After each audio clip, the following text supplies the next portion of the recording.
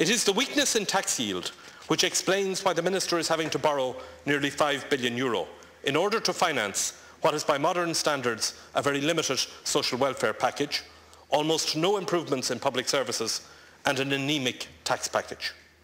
Bear in mind too that the total increase in capital spending amounts to only 1/6 of the Exchequer borrowing requirement.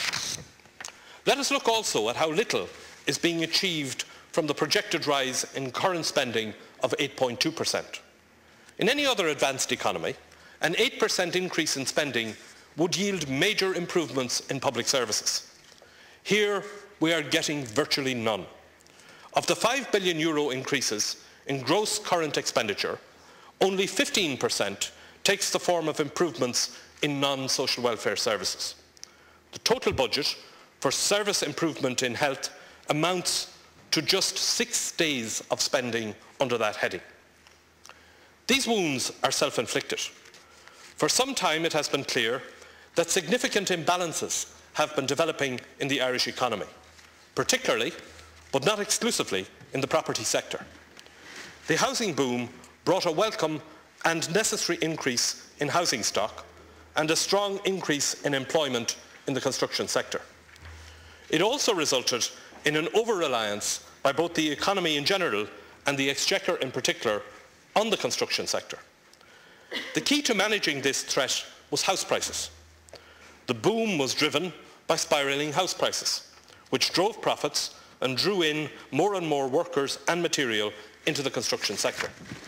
Time and again, the Labour Party warned the government that allowing house prices to race on unchecked was making life impossible for buyers and that the economy was over-reliant on construction.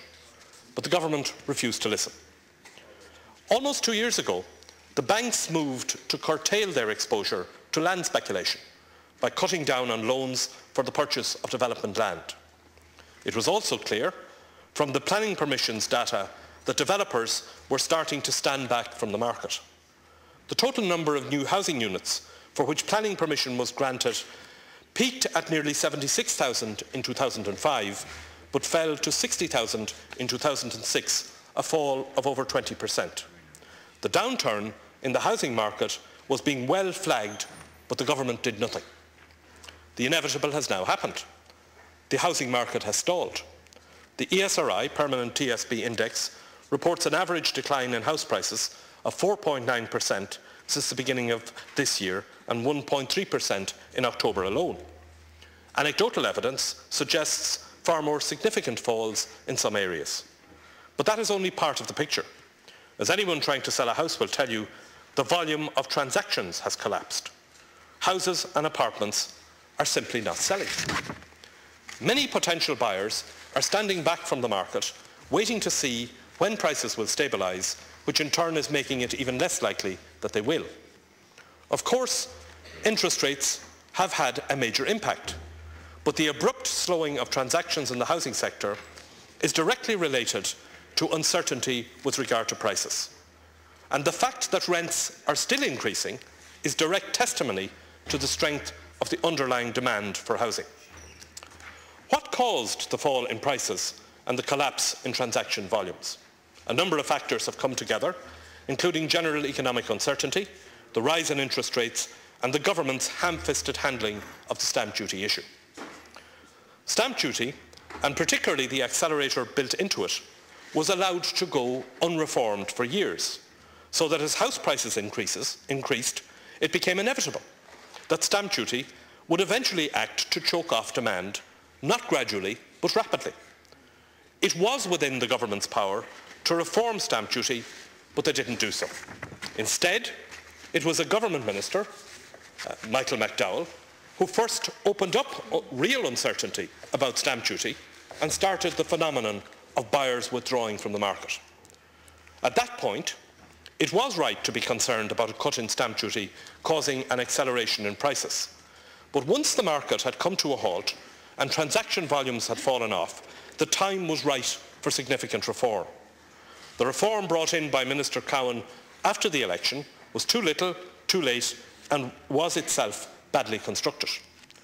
In the debate on that measure in the House last June, the Minister said, and I quote, I believe that these proposals before the House today to introduce stamp duty reform with retrospective effect will restore stability and certainty to this market.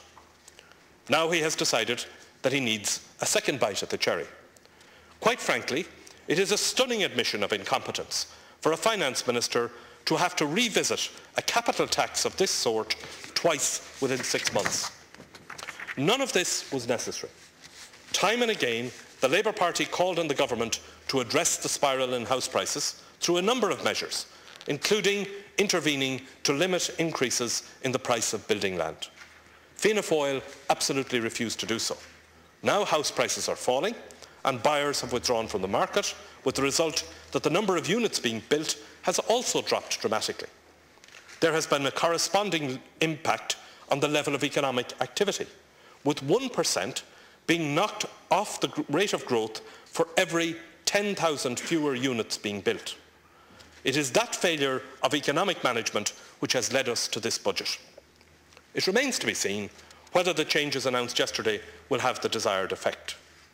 With the construction boom fizzling out, there is little enough left in the government's economic locker. Employment has been driven for some years now by construction and by the public service. Neither will now drive growth or jobs. The target for job creation for next year is very disappointing. At 24,000, it is half what it was 10 years ago, and the prospect of unemployment is creeping upwards. And indeed, only this week, we have the announcement of the 500 jobs being lost in Abbott and Galway. Why is there no strategy in the budget to provide education and training opportunities for people who are being laid off from the construction sector and from other sectors so that they might be re-employed in other sectors of the economy? Meanwhile, the competitiveness of the traded sector of the economy has been significantly eroded. When Rory Quinn left office as Minister for Finance, the current account of the balance of payments was in surplus to the tune of 2.7% of GNP. Today, there is a deficit of 4.9% of GNP. The balance of payments is not itself of immediate concern, but the weakness in Ireland's balance of payments is a reflection of poor export performance and of an economy that has substituted domestic demand for export-led growth. The difficulties that the Minister has encountered in framing this budget are of his own making. He has failed during his tenure as Minister to exercise the economic management that was required to avoid the hardened landing that we are now experiencing. Of course, that was not the task that he was given. He was put into the Department of Finance after the last local elections, and he was given the job not of properly managing the economy, but of rescuing Fianna Fáil. It was the Fianna Fáil interest and not the national interest that came first.